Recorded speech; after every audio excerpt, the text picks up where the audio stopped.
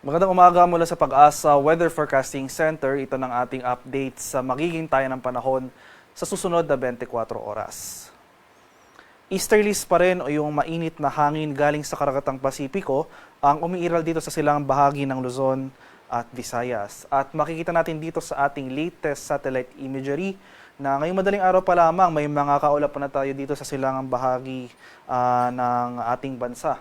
So inasahan natin, posible magpapatuloy yung mga kaulapan at mga kalat-kalat na pag-ulan at thunderstorms na ito sa eastern section ng Luzon at ng Visayas. Meanwhile, for Metro Manila and the rest of the country for today, asahan natin itong generally maaliwalas sa panahon, bahagyang maulap hanggang sa maulap na papawirin, sasamahan lamang yan ng mga biglaan at panandaliang pag-ulan na dulot ng localized thunderstorms. At sa kasalukuyan, may binabantayan tayong low pressure area sa labas ng ating Philippine Area of Responsibility.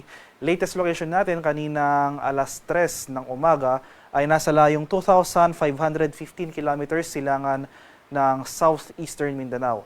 So malayo po ito sa ating bansa at walang direktang epekto sa atin at least for today and the next 2 to 3 days.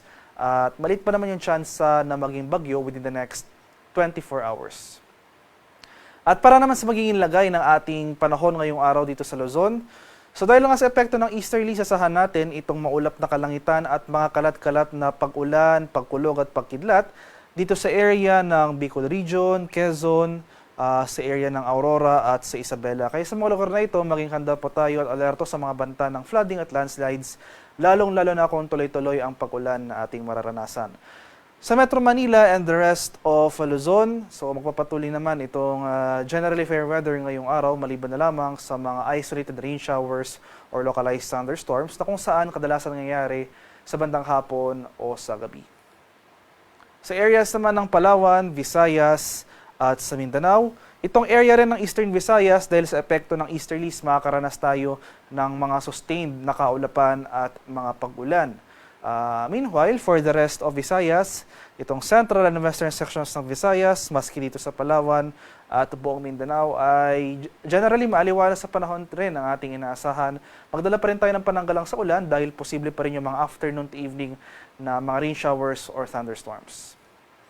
Sa kalagayan naman nating karagatan, walang gale warning na nakataas at banayad hanggang sa katamtamang pag-alon ang mararanasan sa malaking bahagi ng ating bansa. Gayunpaman, iba yung pag-iingat pa rin sa ating mga kababayan na maglalayag sapagkat kung meron tayong offshore na mga thunderstorm activity, asahan natin yung mga pagbugso ng hangin, kaakibat nito ang bahagyang pagtaas ng ating mga alon.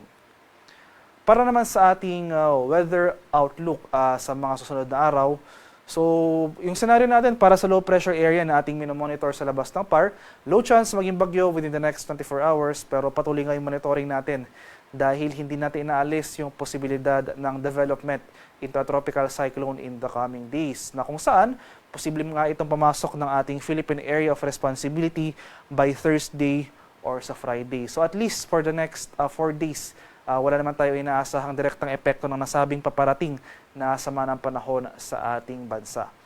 So from Tuesday to Friday, yung mas magiging concern po natin itong pag-iral ng easterlies na makakaapekto pa rin sa malaking bahagi ng Luzon at Visayas at asahan natin na magpapatuloy rin yung mga kaulapan, yung mga associated na kaulapan sa easterlies as well as yung mga pag-ulan dito sa bahagi ng Aurora at sa Quezon. So possible in the coming days, mababawasan yung mga sustained na mga pag-ulan dito sa area ng Eastern Visayas, Isabela at Bicol Region. Pero itong Aurora at Quezon, in the coming days, mataas yung confidence or mataas yung posibilidad na magkaroon tayo ng mga pag-ulan over these areas.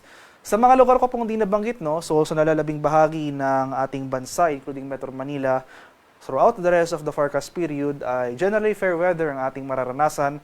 Pero dahil nga sa epekto ng easterlies, posibleng-posible pa rin yung mga tsansa ng afternoon to evening ng mga rain showers or thunderstorms.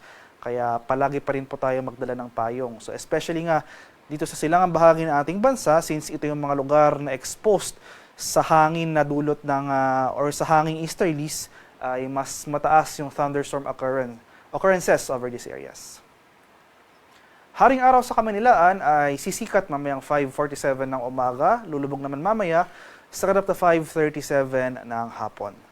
At para sa karagdagang impormasyon tungkol sa ulat panahon, lalong-lalo na sa ating mga thunderstorm advisories na posibleng i-issue ng ating Pag-asa Regional Services Divisions sa ating mga lokalidad, ay follow kami sa aming social media accounts at DOST_Pag-asa. Mag-subscribe rin kayo sa aming YouTube channel sa DOST Pag-asa Weather Report at palaging bisitahin ang aming official website sa pag-asa.dost.gov.ph at panahon.gov.ph. At yan lamang po ang latest mula dito sa Pag-asa Weather Forecasting Center. Magandang umaga sa ating lahat. Ako po si Dan Villamil Lagulat.